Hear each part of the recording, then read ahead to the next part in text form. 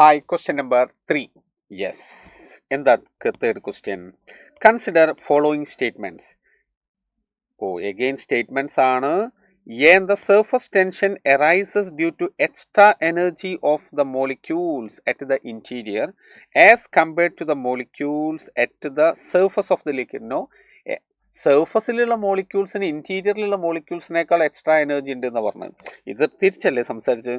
Four this is wrong. Next, as temperature of liquid rises, coefficient of viscosity increases. Temperature കൂടിക്കഴിഞ്ഞാൽ ലിക്വിഡ്സിൻ്റെ viscosity decrease ചെയ്യുക ചെയ്യുന്നത് അല്ലേ, decrease ചെയ്യുക. ഓക്കെ, യെസ്, ദർഫോർ ഇവിടെ ഇൻക്രീസസ് എന്നാണ് പറഞ്ഞത്. That's also wrong. As temperature of gas increases, coefficient of viscosity increases. That is true. ഗ്യാസിന് നേരെ തിരിച്ചാൽ ഗ്യാസിന് ടെമ്പറേച്ചർ കൂട്ടിയാൽ വിസ്കോസിറ്റി ഇൻക്രീസ് ചെയ്യും, ലിക്വിഡ്സിന് ടെമ്പറേച്ചർ കൂട്ടിയാൽ വിസ്കോസിറ്റി ഡിക്രീസ് ചെയ്യുന്നു. The onset turbulence is determined by Reynolds number. Yes, Reynolds number ഇപ്പോൾ സിലബസിൽ ഇല്ലാത്ത സാധനമാണ്, പക്ഷേ വന്നിട്ടുണ്ട്. Okay, in a steady flow two streamlines never intersect. Yes, you know that. C, D, E are correct. Option 2 is correct. Option 2. Two streamlines never intersect. ഇല്ലേ, കാരണം intersect ചെയ്താൽ ആ പോയിന്റിൽ നമുക്ക് രണ്ട് ഡിറക്ഷൻസ് പോസിബിൾ ആവും.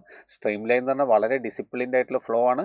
ഒരു സ്ട്രീം ലൈനിൽ ഒരു പോയിന്റിൽ ഒരു ഡിറക്ഷനെ പാടുള്ളൂ, അപ്പോൾ രണ്ട് ഡിറക്ഷൻ പാടില്ല. Yes, therefore option 2 is the right answer.